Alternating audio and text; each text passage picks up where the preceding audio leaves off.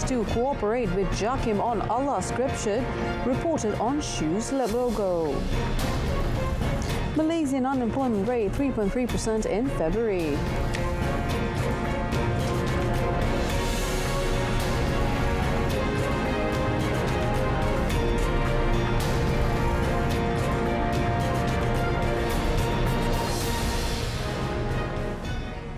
Salam Malaysia Madani, I am Olivia Nicholas and you're watching Malaysia Tonight. The police as well as the Department of Islamic Development Malaysia, Jakim, will cooperate in investigating the logo resembling the Arabic scripture for Allah found on a local shoe brand line. Inspector General of Police Tan Sri Razaruddin Hussain said an investigation paper has been opened to probe the matter under Section 298 of the Penal Code and Section 233 of the Communications and Multimedia Act 1998. Pihak JSJ akan berurusan dengan Jakim untuk melihat adakah itu dia punya model dia mengikut model kasut itu ataupun itu adalah khat yang mana KHAT melambangkan itu tulisan khat Allah. Kita akan minta Jakim untuk bantu kita lah. So siasatan kita teruskan lagi. Rampasan di negeri Johor, KL, Penang dan Kedah atas kasut Vern ni sejumlah 1,145 pasang lah. Kita rampas, tak ada tangkapan. Just kita nak confirmkan dulu apa kesalahan atas dia punya signage lah, kita panggil signage lambang itu. Section 298 of the Penal Code pertains to the deliberate intention of wounding the religious feelings of others. Meanwhile, Section 233 of the Communications and Multimedia Act 1998 involves the improper use of network facilities or services. Meanwhile, the Malaysian Communication and Multimedia Commission, MCMC, has reminded the public not to upload, share or spread social media content that touches on sensitive issues of the 3 Rs, race, religion and royalty. In a statement today, the MCMC urged anyone with information regarding a shoe logo from a local company which allegedly resembles the word Allah to report it to the authorities, including the Royal Malaysia Police or to the Commission. MCMC said it will not hesitate to take action under the Communications and Multimedia Act 1998 against any party attempting to take advantage of the issue by making posts or comments that could incite tension among the races. In the meantime, all parties are urged to give space to the Jakim and the authorities to conduct investigations into the allegation. A 3-minute video has gone viral on social media in which a man claimed that the shoe he purchased displayed a logo believed to resemble the word Allah.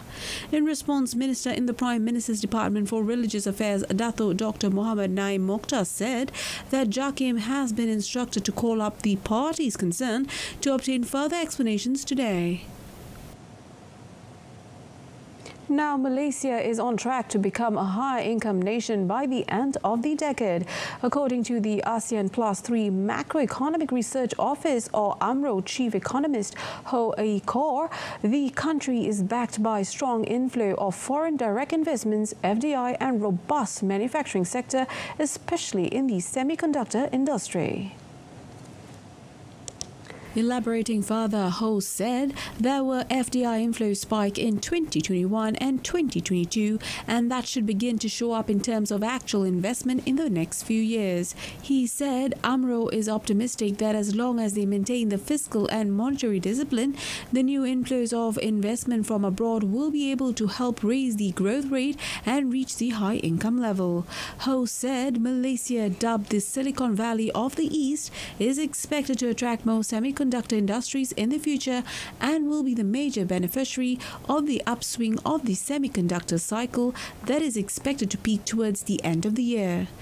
Meanwhile, Amro Group head Alan Ng said it is reasonable to expect that Malaysia will be able to surpass the world's bank's benchmark for nominal GDP of about $13,000 for high-income economy. He cautioned that Malaysia, like any other country in the region, continues to face structural headwinds such as demographic concern, productivity growth and workforce skill level, and these concerns need to be looked into.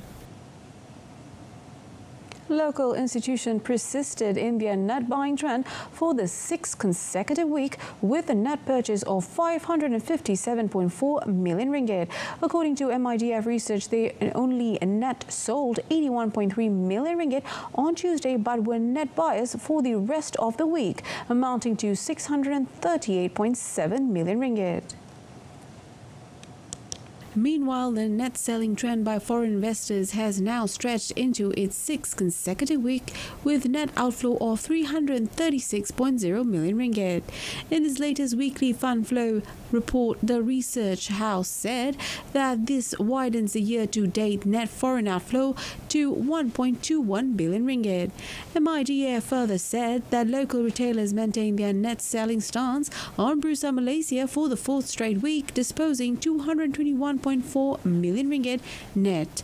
The research house said the sectors with the highest net foreign inflows last week were property, 104.4 million ringgit, construction, 36.9 million ringgit, and healthcare, 14.6 million ringgit, while the sectors that recorded the highest net foreign outflows were financial services, 417.0 million ringgit, industrial products and services, 46.0 million ringgit, and consumer products and services, 29.9 million ringgit. In terms of participation, the research house said the average daily trading volume declined across all investor classes last week.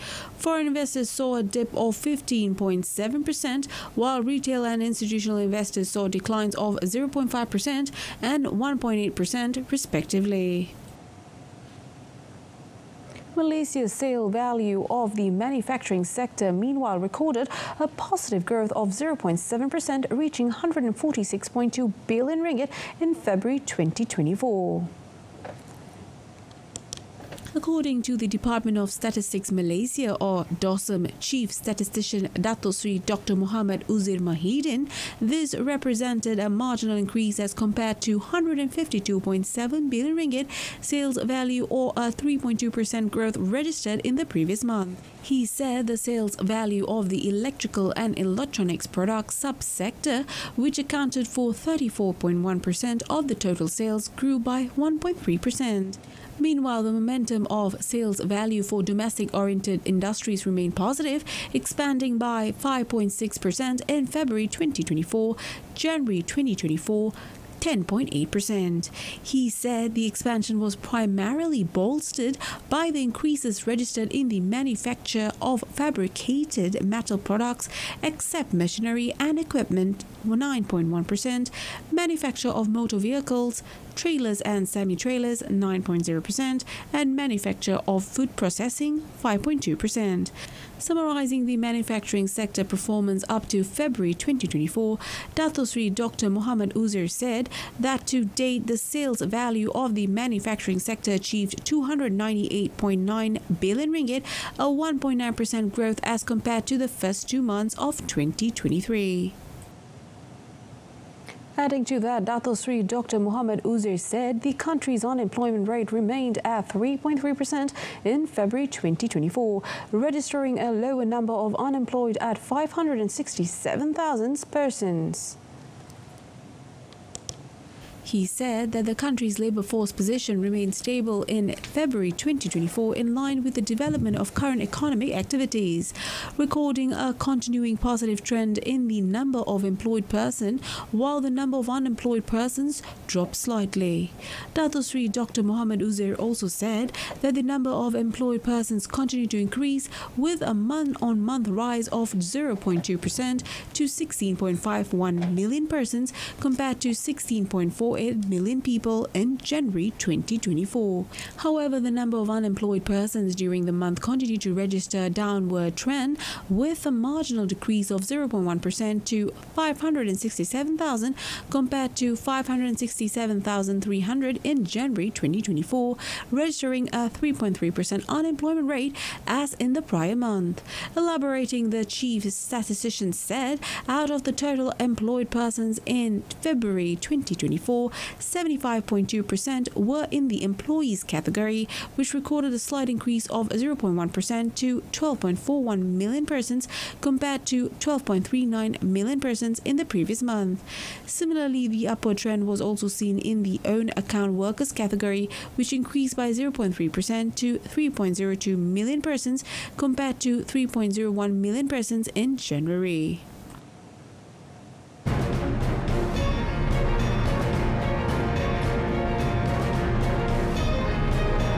Coming up next, BMI expects Ringgit to continue strengthening against US dollar. BMI, a Fitch Solutions company, expects Ringgit to continue to strengthen in the second half of 2024 and early 2025, reaching 4.40 Ringgit against the US dollar by end 2025. Through a statement released today, BMI said the key driver will be further policy loosening worth 150 basis points BPS, which will take the United States Federal Reserve Fed funds rate down to 3% by December 2025. BMI said it expects the spread between policy rates and bond yields across the US and Malaysia to remain stable. On Malaysia's external position, BMI projected it to strengthen in 2024. It said that the commodities team forecast that oil prices will average at $85 per barrel in 2024, a touch above the $82.18 per barrel in 2023. This will help support Malaysia's exports, given that oil accounts for nearly 20% of total outbound shipments. Additionally, BMI believed that services export would continue to pick up pace.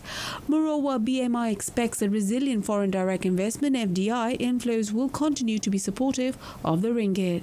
Malaysia boasts bright long-term economic prospects, aided by a rapidly growing working age population, which will allow it to remain an attractive destination for foreign investment over the coming years.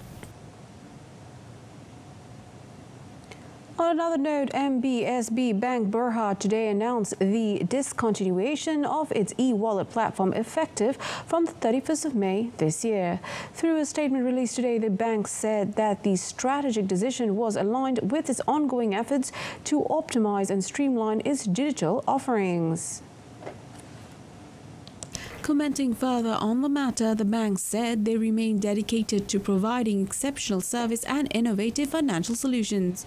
The statement also said customers can continue to utilize mJourney online banking, MBSB Bank's Do It Now QR and online banking wallet platforms for seamless transactions.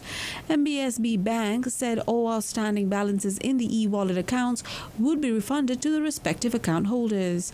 The bank further extended its gratitude for the understanding and continued support from stakeholders as it strives to uphold the highest standards of customer satisfaction. Oil prices slid more than $1 a barrel today, with Brent falling below $90 as West Asia tensions eased after Israel withdrew more soldiers from southern Gaza and committed to fresh talks on a potential ceasefire in the six-month conflict. Auckland-based independent analyst Tina Teng, however, said this could be just a temporary pullback as the event did not offer any fundamental changes. Israel and Hamas sent teams to Egypt for fresh talks on a potential ceasefire ahead of the Eid holidays, easing tensions in West Asia that drove up oil prices by more than 4% last week on concerns of supply disruption. The world's top oil exporter, Saudi Arabia, raised official selling prices for all crude grades to Asia in May, in line with expectations after heavy oil supply tightened. However, Goldman Sachs analysts expect Brent to stay below $100 a barrel in its base case scenario that assumes already solid demand, no further geopolitical hits to oil supply, and that elevated spare capacity will lead OPEC Plus to raise production in the third quarter. Baker Hughes said in its report on Friday said in the United States, oil rigs rose by 2 to 508 last week, while gas rigs fell by 2 to 110, the lowest since January 2022. Wang Wentao, Minister of Commerce of China, said that Chinese electric vehicles EV manufacturers' rapid development is a result of constant tech innovations, well-established supply chain system and full market competition and not subsidies. He also said the accusations of overcapacity by the United States and Europe are groundless. Noting that the development of China's EV industry has made an important contribution to the global response to climate change as well as green and low-carbon transformation, Wang said the Chinese government will actively support enterprises in safeguarding their legitimate rights and interests. Representatives from the China Chamber of Commerce to the EU and more than 10 enterprises including Geely, SAHIH, BYD and CATL attended a meeting which focused on optimizing the global layout of Chinese enterprises and deepening the pragmatic cooperation between China and Europe in the EV industry. They pledged to continue to promote scientific and technological innovation, uphold openness and cooperation, practice fair competition, actively respond to trade frictions and achieve mutual benefit and win-win results through pragmatic cooperation with European partners.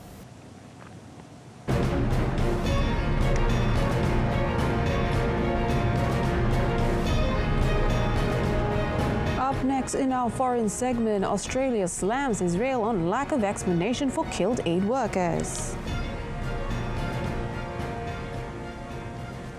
Trucks carrying humanitarian have entered Gaza on Monday through the Rafah crossing. The United Nations has warned of a looming famine and complained of obstacles to getting aid in and distributing it throughout the Palestinian enclave. The United States also says that famine is imminent in the war-torn Gaza Strip. Israeli officials say they have increased aid access to Gaza and claim that they are not responsible for delays. Instead, they claim the aid delivery inside Gaza is the responsibility of the UN and humanitarian agencies. Israel has also accused Hamas of stealing aid, a charge Hamas denies. Israel agreed to reopen 2 other border crossings at areas in the north of Gaza and the temporary use of Ashdod port in southern Israel to facilitate the entry of more humanitarian aid last week. This decision came as pressure mounted after the Israeli military killed 7 aid workers on the 1st of April, which triggered global outrage at the continuing problems with aid deliveries into the besieged enclave. On a related matter, Australian Prime Minister Anthony Albanese said on Monday that Israel is yet to provide a satisfactory explanation for the death of 7 aid workers last week. Israel said on Friday its soldiers mistakenly believed they were attacking Hamas gunmen when airstrikes killed the mostly international group of World Central Kitchen staff, including Australian Zoe Francom. We believe at this point that there hasn't been an adequate explanation for how this has occurred. What structures will be put in place to ensure that these sort of incidents can't occur in the future? There have been almost 200 aid workers have lost their life during the conflict that has occurred between Hamas and Israel, and that is unacceptable. Australia on Monday appointed a retired Air Force general to study Israel's investigation and advise Canberra whether the inquiry was sufficient and whether further action was needed to hold those responsible to account. Albanese declined to say what actions Australia would consider adequate or whether he would consider diplomatic sanctions should Israel fail to provide more information. Japan, United States, Australia and the Philippines held a one-day joint maritime exercise in the South China Sea on Sunday. A statement by the Philippines Armed Forces said the drills were held within the Philippines' exclusive economic zone in the South China Sea.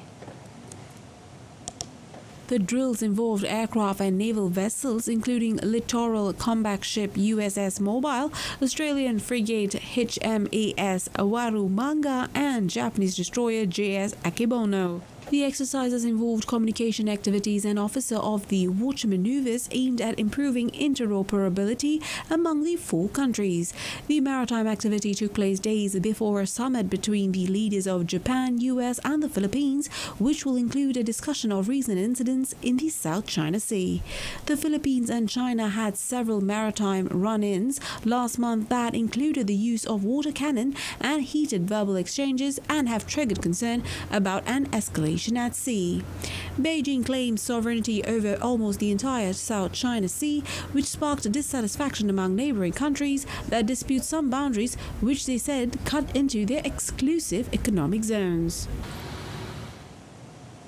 A senior Australian lawmaker on Monday raised the sensitive subject of security cooperation with Taiwan during a meeting with President Tsai Ing-wen, saying both sides have a vested interest in maintaining regional stability. Andrew Wallace, Deputy Chair of Parliamentary Joint Committee on Intelligence and Security, said that in an ever-changing geopolitical landscape, security cooperation was paramount. Last week, U.S. Deputy Secretary of State Kurt Campbell suggested that the AUKUS, Australia, United Kingdom and United States submarine project could help deter any Chinese move against Taiwan. The project, unveiled by the three countries in 2023, involves Australia acquiring nuclear-powered attack submarines as part of the Allies' efforts to push back against China's growing power in the Indo-Pacific region. Australia, like most countries, has no formal diplomatic ties with Chinese claimed Taiwan. However, it has watched with concern on Beijing's efforts to assert its sovereignty claims against the democratically governed island using military pressure. Tsai told the visiting lawmakers that Taiwan and Australia are staunch defenders of freedom and democracy. Intelligence sharing. South Korea's defense ministry said on Monday that the country's second homegrown spy satellite had entered orbit after its launch on a SpaceX Falcon 9 rocket from the John F. Kennedy Space Center in Florida.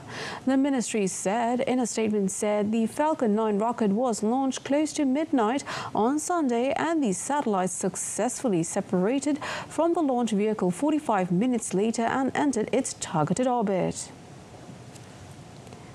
Seoul's second spy satellite is equipped with a synthetic aperture radar SAR capable of producing images regardless of weather conditions due to how it processed data. The back-to-back launches of reconnaissance satellites come amid a race for military capabilities in space with North Korea. After two earlier attempts ended in rocket crashes, Pyongyang said in November last year that it used its own Cholima-1 launch vehicle to place the Malingyong-1 reconnaissance satellite in orbit. North Korea has previously vowed to launch 3 new spy satellites in 2024. Russia said Ukraine struck the Zaporizhzhia nuclear power station controlled by Russian forces 3 times on Sunday. Russia demanded the West to respond through Kyiv said it had nothing to do with the attacks. The International Atomic Energy Agency, which has experts at the site, said it was the first time the nuclear plant, Europe's largest, was directly targeted since November 2022 and said the attack had endangered nuclear safety. Russian forces took control of the plant in 2022 shortly after their full-scale invasion of Ukraine. Both Moscow and Kyiv have repeatedly accused each other of risking a nuclear accident by attacking the plant. Russia's state nuclear corporation Rosatom said Ukraine attacked the plant 3 times on Sunday with drones, first injuring 3 near a canteen, then attacking a cargo area, and then the dome above reactor number 6. A Ukrainian intelligence official, however, said Kyiv had nothing to do with any strikes on the station and suggested they were the work of Russians themselves.